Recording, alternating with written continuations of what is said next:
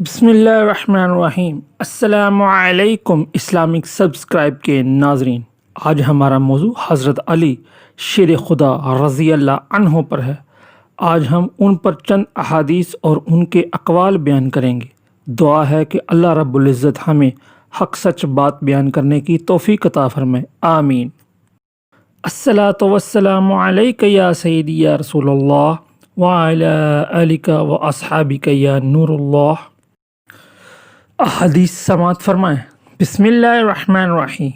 میں نے علی رضی اللہ عنہ کو یہ فرماتے ہوئے سنا کہ رسول اللہ صلی اللہ علیہ وسلم نے فرمایا کہ مجھ پر جھوٹ مت بولو، کیونکہ جو مجھ پر جھوٹ باندھے وہ دوزخ میں داخل ہو۔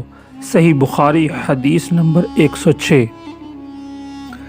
بسم اللہ الرحمن الرحیم۔ میں نے علی رضی اللہ عنہ سے پوچھا کہ کیا آپ کے پاس کوئی اور بھی کتاب ہے؟ انہوں نے فرمایا کہ نہیں، مگر اللہ کی کتاب قرآن ہے، یا پھر فہم ہے جو وہ ایک مسلمان کو عطا کرتا ہے، یا پھر جو کچھ اس صحیفے میں ہے۔ میں نے پوچھا اس صحیفے میں کیا ہے؟ انہوں نے فرمایا دیت اور قیدیوں کی رہائی کا بیان ہے، اور یہ حکم کہ مسلمان کافر کے بدلے قتل نہ کیا جائے۔ صحیح بخاری حدیث نمبر 111۔ بسم اللہ الرحمن الرحیم۔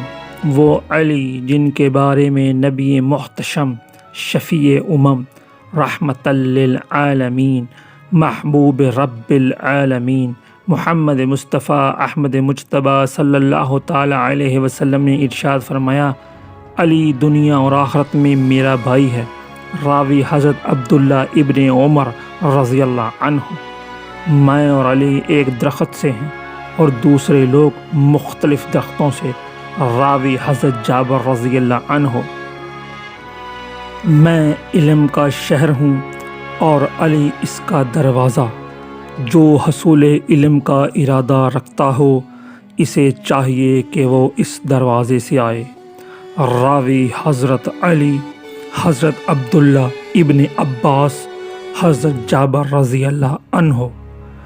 میں حکمت کا گھر ہوں اور علی اس کا دروازہ ہے۔ راوی حضرت علی رضی اللہ عنہ۔ امید ہے کہ آپ کو ہماری یہ کاوش پسند آئی ہوگی۔ ہماری اس ویڈیو کو زیادہ سے زیادہ شیئر کیجیے۔ السلام علیکم ورحمۃ اللہ وبرکاتہ۔